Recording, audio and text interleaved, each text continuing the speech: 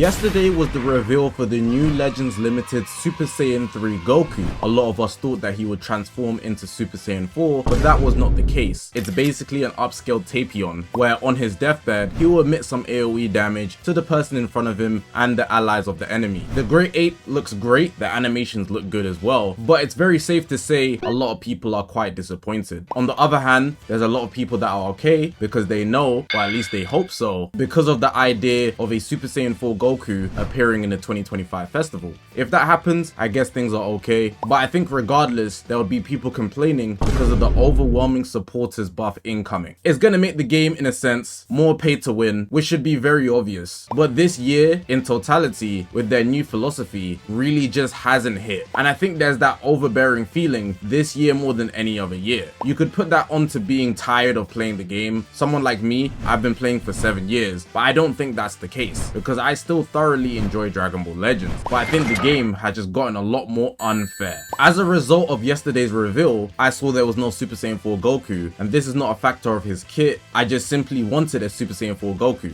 I'm not mad at Super Saiyan 3 Goku, but I really thought they would go the revival route, at least something like that, similar to what Dokkan Battle got in the 10th anniversary, but boy was I wrong. But that's okay. I made my own decision. I had 18,000 Chrono Crystals. I didn't summon an Ultra Super Saiyan 4 Vegeta when he released, and because I didn't do that, I still had the Chrono Crystals now, as I was anticipating the potential Super Saiyan 4 Goku, similar to what they did in the Daima campaign. They dropped the Super Saiyan 3 Vegeta, but we would not expect that they would drop the next biggest thing and the only other bigger thing in Daima, Super Saiyan 4 Goku, in the same campaign. So I thought they might go Super Saiyan 4 Goku, they didn't. So now that we're at this point, I used all my Chrono Crystals on Super Saiyan 4 Vegeta. I'm now at basically 0, and I actually ended up pulling 2 copies. Crazy. The last 2 copies were within my last 6,000 Chrono Crystals. And before that, Dragon Ball Legends PvP was a genuine struggle. It's not that I can't win games, but I definitely felt like I was putting in 5 times more effort than every other person I would fight, because they'd be running Super Saiyan 4 Vegeta, Ultra Full Power Frieza, or Ultra Super Saiyan Goku. These 3 Ultras right now are controlling the game. But since I've got Ultra Super Saiyan 4 Vegeta, I haven't played on stream or anything, but I've hopped into a couple games. I've played at least 10 games, and the difference in PvP, the amount of effort I have to put in, because I consider myself quite a skilled player, 56 times God rank. I don't necessarily think God rank requires a bunch of skill, but you still need to be good enough, but it's more so the team that will help you get up there easier. But the point being made, if I'm winning games without any Ultras, I also don't have the likes of Kaioken Goku, the Part 2 Vegeta,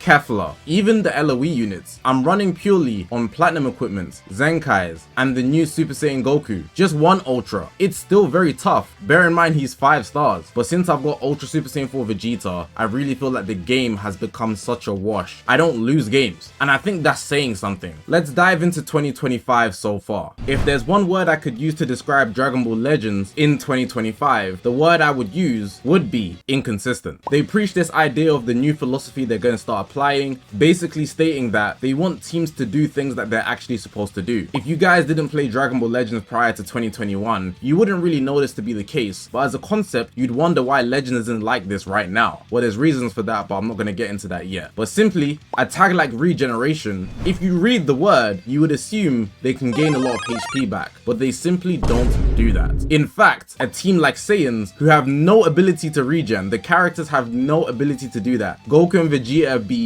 snacking on Senzu beans to get their HP back in the series, but in the game, they heal more than the characters that literally have the regeneration tag. Dragon Ball Legends used to actually follow that concept, where characters like Buu and Piccolo would heal a lot more than the Saiyans that we get now. The word they used was homogenization, where characters are only good if they do everything above that is meta, but they wanted to basically make things a lot more distinct, so if you summon for certain things, you'll get certain characteristics. Well, so far in 2025, it doesn't seem like they've stuck to that in the slightest, or in the places they've done, they just haven't had enough testing, so the character becomes basically useless. I think they had a really good start to the year with Gohan and Trunks. They really pulled on our heartstrings with the animation where Trunks goes, Gohan, I did it.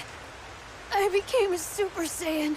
And even with the second release, I really think Fusion Zamasu was an amazing release. Obviously a lot of the community thought otherwise, but the guys that did have him know what's up, and I think he does his job. And I'll compare him to a unit later, which I have compared him to in the past. Super Saiyan Instant Transmission Goku, I wouldn't really say he hit the mark. The concept itself is really overpowered, but I think they could have added the mechanic to make him more true to what he is. But instead they made him just a PV fisher, which is really bland. With Super Saiyan 3 Vegeta, I think they hit the mark, but the issue is, next release we get Super Saiyan 4 Goku, and they completely overshadow him, giving Super Saiyan 4 Goku literally everything. I really feel there was no reason for him to have Indestructible, but I feel they just wanted to put something that makes him forced onto Daima. And what makes it even worse is, when they give him everything in the world, the next campaign we get Dragon Ball OG, and the two characters, Demon King Piccolo and Goku Youth, basically get swept under the rug. They're not a team that can control the game. You'd have to have super duper investments into this team to make it even hang just nearby any other team, to the point where Dragon Ball Saga was not even in the ranks for more than a week.